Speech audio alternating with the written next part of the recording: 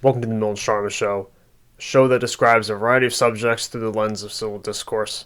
I'm your host, Milton, and today I'll be telling you a few reasons why I decided to launch a podcast, or in essence, become a podcast host. So there's a few reasons that I've written down, and I'd really like to share it with you all. So number one, in order to become a podcast host, you must understand the art of conversing with strangers. Now, this is something easier said than done. So many people think, oh, it's just talking to other people about anything you enjoy or like. But you need to do lots of research on it. You need to learn how to do it in order to be successful in having a 45-minute to 2-hour conversation with that person. And so many videos online make this look so simple. And when I first started a podcast, I learned very quickly that I need to do a lot of research. I need to prepare an outline. And when I'm conversing with them, I need to come up with questions on the fly at times. I learned all these skills, and this skill of being able to converse with strangers is key beyond the podcast, I realize, because as I've gotten into podcasting and I've had several interviews already accomplished within the last year, I understood that these are skills that can be used both in my personal and professional life. I already use these skills when speaking with my hiring manager, when speaking with my coworkers in the workplace, people that I've just met, being able to have conversations and have very enlightening conversations with people that I don't really know too well, and developing those relationships is very important professionally, And that's something that is very understated in reality, in the professional world. I mean, I just graduated from university last May of 2022, and this is something that, of course, some of my professors have talked about, which is networking and how important it is.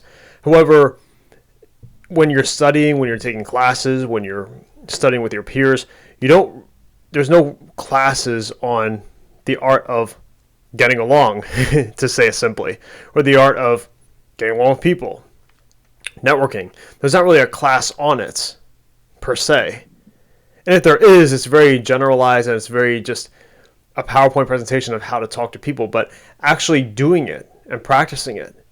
As a podcast host, I've learned that my social skills have improved drastically, and my relationships have become more richer because of it. So that's point one. Point number two is that I have the opportunity to learn about different subjects. Now, obviously, I know you're thinking, you may be thinking, oh, I could watch YouTube, I could watch videos, read books on different subjects. Why couldn't I just do that? Well, being a podcast host, when you're learning about different subjects, you get to ask the questions to people in that profession, field, or study or hobby of theirs. You get to formulate the questions and you decide how the conversation will go. It's up to the podcast host to bridge the conversation into some sort of meaning in whichever direction they believe the audience prefers or likes.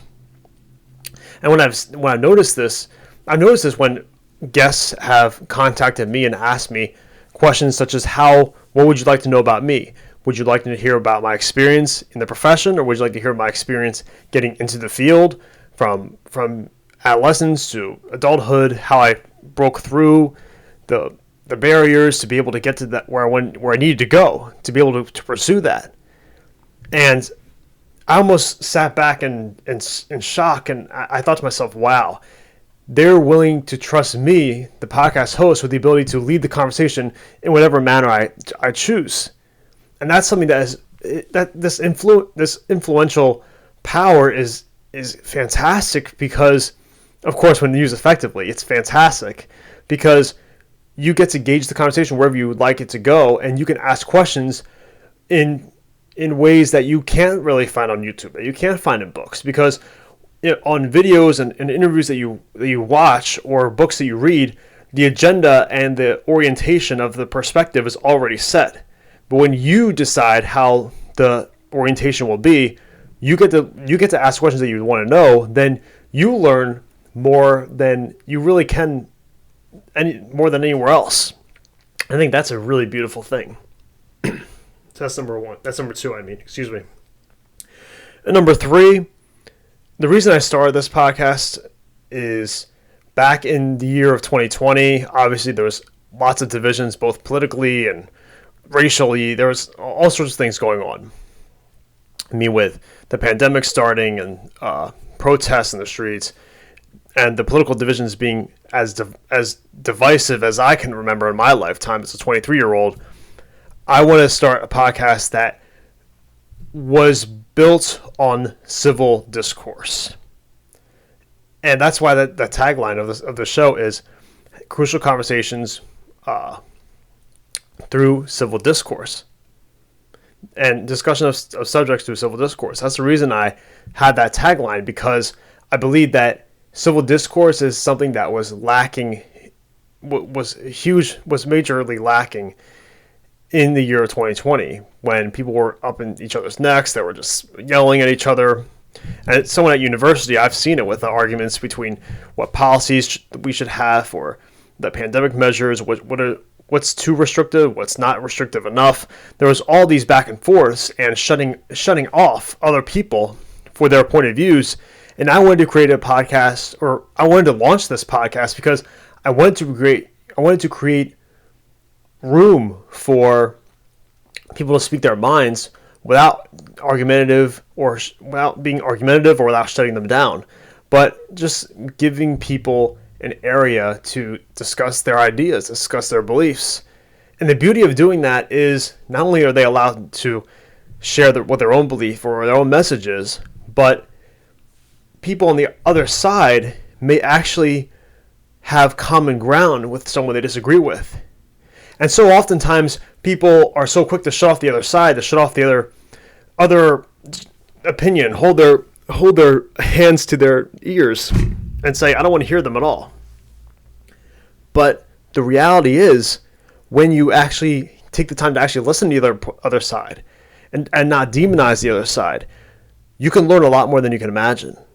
And you may actually come to common ground on issues, on topics that you never even thought you had any similar ties at all.